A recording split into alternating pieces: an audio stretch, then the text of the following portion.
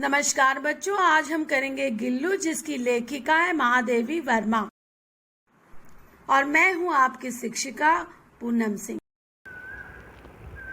महादेवी वर्मा 1907 से लेकर 1987 तक हिंदी के महत्वपूर्ण काव्य युग छायावाद के कवि चतुष्टय का अर्थ है चार कवियों में चतुष्टय का अर्थ है चार। छायावाद के 4 कवि थे प्रसाद जी, जयशंकर प्रसाद, सूर्यकांत त्रिपाठी निराला, सुमित्रा नंदन पंत और इन तीनों में से अर्थात इन चारों में से एक थी महादेवी वर्मा। बच्चों, इन्होंने गिल्लू पाठ जो लिखा हुआ है उनका जीवन परिचय इस प्रकार है कि कवि चतुष्ट में से एक प्रेम और करुणा से ओतप्रोत काव्य गीतों एवं संस्मरणात्मक रेखा चित्रों के लिए बहु प्रशंसित, भारत सरकार द्वारा पद्म भूषण से सम्मानित, उन्हें ज्ञानपीठ पुरस्कार से भी सम्मानित किया गया और वे साहित्य अकादमी की फेलो भी रहीं। उनकी प्रमुख कृतियां हैं निहार, रश्मि, नीरजा, यामा, दीपशिखा कविता संग्रह है, श्रृंखला की कड़ियाँ उनका निबंध है, स्मृति की रेखाएं और अतीत के चलचित्र उनके संस्मरण लेख हैं। इस प्रकार से महादेवी वर्मा छायावाद के 4 स्तंभों में से एक हैं और बहुत ही उनका लेखन जो है बहुत ही अडिग है, अटल है और हिंदी साहित्य की एक अमर निधि है। उनकी ही संस्मरण कहानियों में से एक है गिल्लू। तो चलिए आज हम गिल्लू करेंगे। गिल्लू। महादेवी वर्मा। सोन जूही में आज एक पीली कली लगी है। इसे देखकर अनायास ही उस छोटे जीव का स्मरण हो आया जो इस लता की सघन हरितिमा में छिपकर बैठा रहता था। सोन जूही का अर्थ है बच्चों एक फूल जिसका रंग पीला होता है, एक प्रकार का पीला फूल। अनायास, अचानक। इन शब्दों के अर्थ नीचे किताब में भी दिए हैं और आपको आज की नोटबुक निकालनी है। नोटबुक में टाइटल डालना है गिल्लू, लेखिका है महादेवी वर्मा। बच्चों, आज की डेट डालिए आज नोटबुक में और जो जो शब्दार्थ यहाँ पर दिए गए हैं उन शब्दों के अर्थ आप लिखते जाएंगे, छोटी मोटी क्रिएटिविटी करते हुए अपने पहले कवर पेज को अच्छे से आप सजाएंगे भी। ठीक है बच्चों? ये छोटे छोटे आज के आपके काम होंगे, प्लस कहानी का आज हम लोग वाचन करेंगे। सोन जूही में आज एक पीली कली लगी है। इसे देखकर अनायास ही उस छोटे जीव का स्मरण हो आया जो इस लता की सघन यानी बहुत घनी हरितिमा हरियाली में छिप कर बैठता था और फिर मेरे निकट पहुँचते ही कंधे पर कूदकर मुझे चौंका देता था। तब मुझे पीली कली की खोज रहती थी, पर आज उस लघु प्राण की खोज है। बच्चों, इस कहानी से क्या पता चलता है? इस कहानी से ये पता चलता है कि लेखिका को ये जो गिल्लू जिसकी बात कर रही हैं, यह कहानी, यह वाकया जो है उनके साथ पहले ही हो चुका है। यानी बहुत साल पहले उनको इसी कली के बीच में एक छोटा सा जीव मिला था, लेकिन वो कहानी आई गई हो चुकी, मतलब बीत चुकी है। और आज जब वो कुछ सालों बाद जा रही हैं फूल तोड़ने को, तो आज लेखिका को किसकी याद आ रही है? गिल्लू की याद आ रही है। उनको लगता है शायद पीली कली के बहाने वही वापस उन्हें चौंकाने आ जाएगा, परंतु वह तो अब तक इस सोन जूही की जड़ में मिट्टी होकर मिल गया होगा। कौन जाने स्वर्णिम कली के बहाने वही मुझे चौंकाने ऊपर आ गया हो। लेखिका उम्मीद करती हैं कि इस पीली कली के अंदर शायद गिल्लू ही है जो वापस उन्हें चौंकाने के लिए आ गया है। अचानक एक दिन मेरे कमरे, अब देखो ये तो लेखिका ने फ्लैशबैक की बात याद दिलाई। अब वो फ्लैशबैक की कहानी बता रही हैं कि पहले उनके साथ क्या हुआ था, गिल्लू उनको कब मिला था, कैसे मिला था। सो चलिए अब उसकी कहानी हम देखते हैं। अचानक एक दिन सवेरे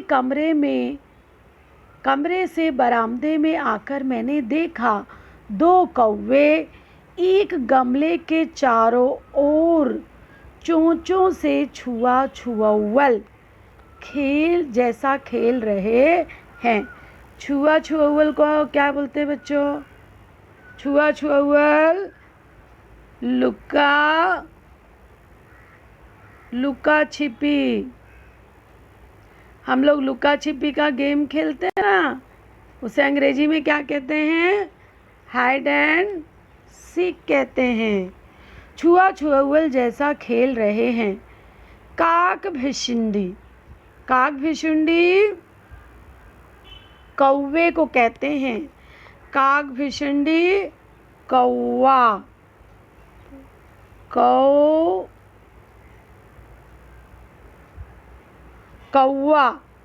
कौवा भी बहुत ही अजीब प्राणी होता है। विचित्र पक्षी, एक साथ समादरित और अनादरित। समादरित सम्मान पाने वाला, अनादरित जिसका अनादर किया जाए, अपमान किया जाए। सो बच्चों, कौवा को समादरित क्यों कहते हैं, आदर क्यों देते हैं? क्योंकि पितृपक्ष आदि के महीने में हमारे पूर्वज, हम ऐसा मानते हैं कि हमारे पूर्वज कौवे का रूप धारण करके आते हैं। अनादरित कौवे बड़े दुष्ट भी होते हैं बच्चों। अगर कोई छोटा बच्चा हाथ में रोटी लेके खा रहा हो तो उसके हाथ पर चोंच से मारकर उसकी रोटी छीन लेते हैं। कौवे जो है वो, कोई अगर डर रहा हो रोड पर चलते हो तो उसे डराने का भी काम करते हैं। सो कौवे जो है बहुत अधिक, और एक तो उनकी कर्कश आवाज़ होती है जिसके कारण लोग उनसे बहुत परेशान हो जाते हैं।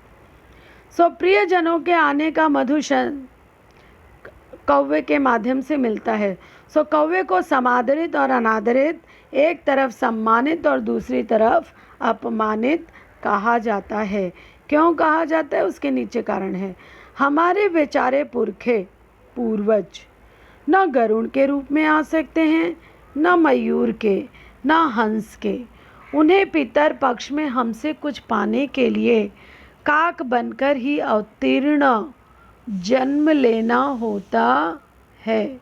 काक बनकर अवतीर्ण होना पड़ता है, कौवा बनकर ही आना पड़ता है। इतना ही नहीं, हमारे दूरस्थ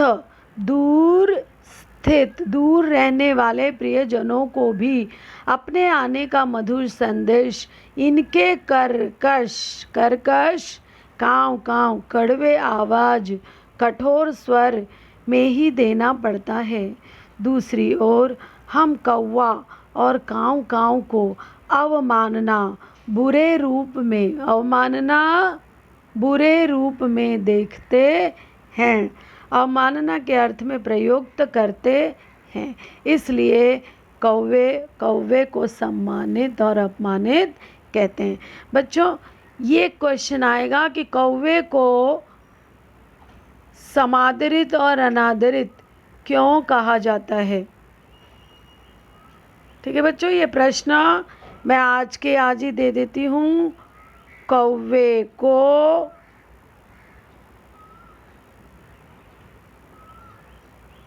समादरित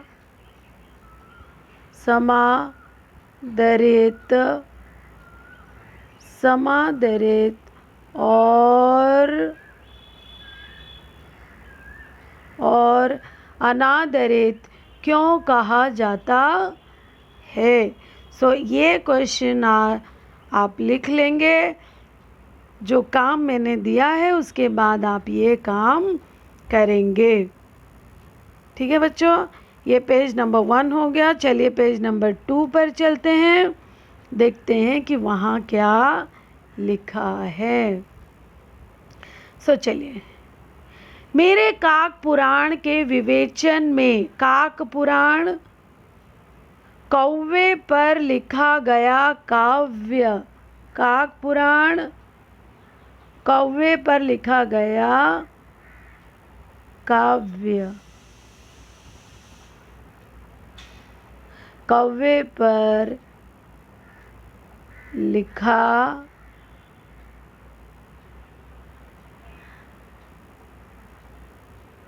काव्य विवेचन में बाधा आ पड़ी, क्योंकि गमले और दीवार की संधि में छिपे एक छोटे से जीव पर मेरी दृष्टि रुक गई।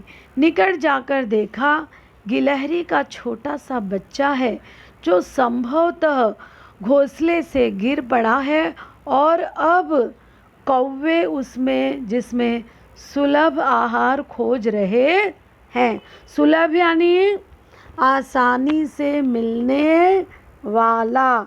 इसमें देखिए, सु इसके अंदर उपसर्ग है और लाभ इसके अंदर मूल शब्द है। सु उपसर्ग लगा है और मूल शब्द क्या है? लाभ। आपको उपसर्ग प्रत्यय आने वाला है बच्चों व्याकरण में, तो जब वो सिखाऊंगी तो ये सारे उदाहरण हम यहाँ से भी ले लेंगे। सुलभ आहार खोज रहे थे, आसानी से मिलने वाला आहार। बच्चों, बहुत से मेरे बच्चों की है और हैं की गलतियाँ होती हैं। है एक वचन में आता है और हैं बहुवचन में आता है। मैं क्या चाहती हूँ, जितने भी हैं ना और है, आप दोनों पे निशान लगा लीजिए ताकि आपको पता चलेगा है कब आता है और हैं कब आता है। ठीक है बच्चों, चलिए, काकद्वय की चोंचों। काकद्वय, 2 कौवे। कितने कौवे? 2 कौवे की चोंचों के 2 घाव। भाई, किसी 2 कौवे ने अगर अपने चोंच से 2 घाव ही दिए तो उस छोटे से गिलहरी के बच्चे के लिए बहुत थे। अतः वह निश्चेष्ट, बिना हिले डुले, बिना किसी हरकत के, जैसे जान चली गई हो, निश्चेष्ट सा गमले के पीछे चिपटा पड़ा था। सबने कहा, कौवे की चोंच का घाव लगने के बाद यह बच नहीं सकता, अतः इसे ऐसे ही रहने दिया जाए। परंतु लेखिका का मन नहीं माना। उसे हौले से उठाकर अपने कमरे में ले आई। फिर रुई से रक्त पोंछकर घावों पर पेंसिलीन का मरहम लगाया। रुई की पतली बत्ती दूध से भिगोकर जैसे तैसे उसके नन्हे से मुंह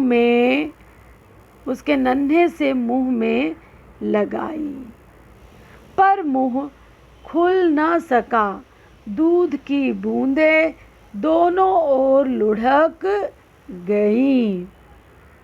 बच्चों देखिए, यहाँ पर एक प्रश्न और बनता है। सो आज का हमारा क्वेश्चन दूसरा, लेखिका ने गिल्लू का उपचार कैसे किया? सो उन्होंने रुई का पतला बत्ती दूध से भिगोकर जैसे तैसे उसके नन्हे से मुंह में लगाई, पर मुंह न खुल सका। दूध की बूंदें दोनों ओर लुढ़क गई। कई घंटे के उपचार के उपरांत उसके मुंह में कुछ बूंद पानी टपकाया गया।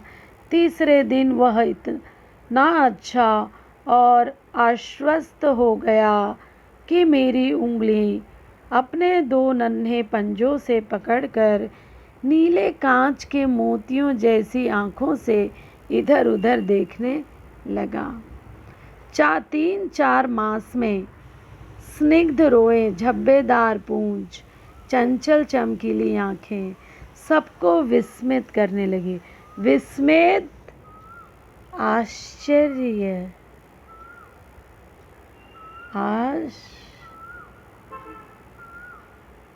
आश्चर्य करने लगी।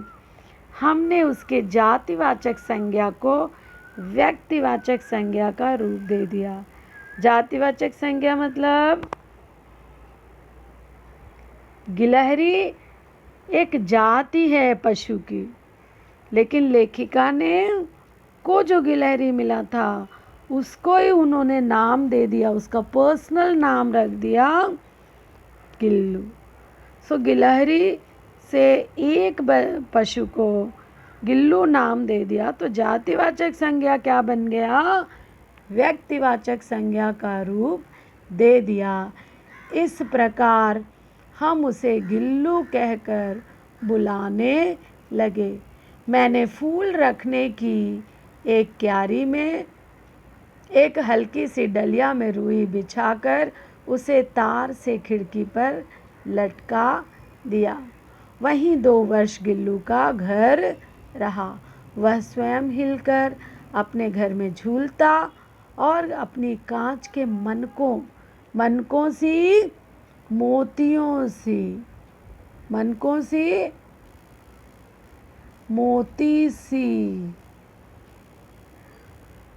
मोती सी आँखों से कमरे के भीतर और खिड़की से बाहर न जाने क्या देखता समझता रहता था, परंतु उसकी समझदारी और कार्यकलाप पर सबको आश्चर्य होता था। बच्चों, आज हम यहीं पेज नंबर 2 तक करेंगे और पेज नंबर 3 से हम अपनी अगली क्लास में करेंगे। आज मैंने आपको जो काम दिया है वो मैं फिर से एक बार बता दूं। आपको डेट डालना है, पाठ का नाम, लेखिका का नाम और शब्दार्थ लिखने हैं, आपको सजाना है। फिर मैंने आपको 2 प्रश्न दिया है।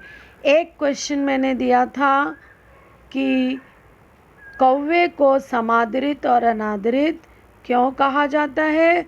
दूसरा प्रश्न जो मैंने दिया है, लेखिका ने गिल्लू का उपचार कैसे किया। चाहे तो मैं फिर से लिख देती हूँ, लेखिका ने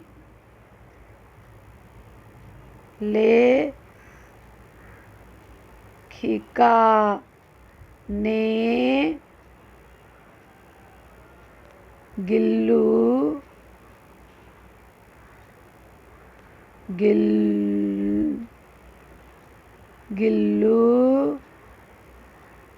का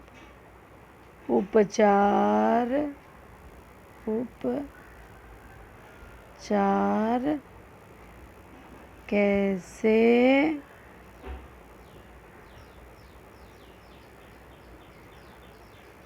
किया।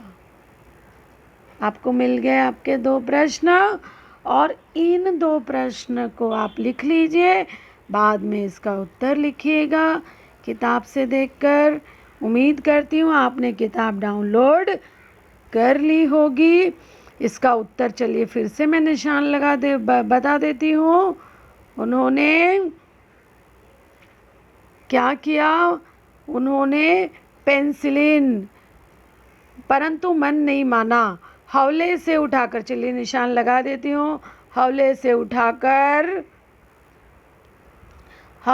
उठाकर कमरे में लाई। फिर रुई से रक्त पोंछकर घाव पर मलहम लगा दिया। रुई की पतली बत्ती भिगोकर उसके मुंह में किसी तरीके से पानी, दूध आदि डाला गया। घंटे भर उपचार के बाद पानी टपकाया गया। इस प्रकार से वो तीसरे दिन जाकर ठीक हुआ। इस प्रकार से लेखिका ने उसका उपचार किया। ये हो गया आपका आंसर 2। नमस्कार बच्चों, ये सब करके रखना। हम मिलेंगे अपनी अगली क्लास में, तब तक के लिए धन्यवाद।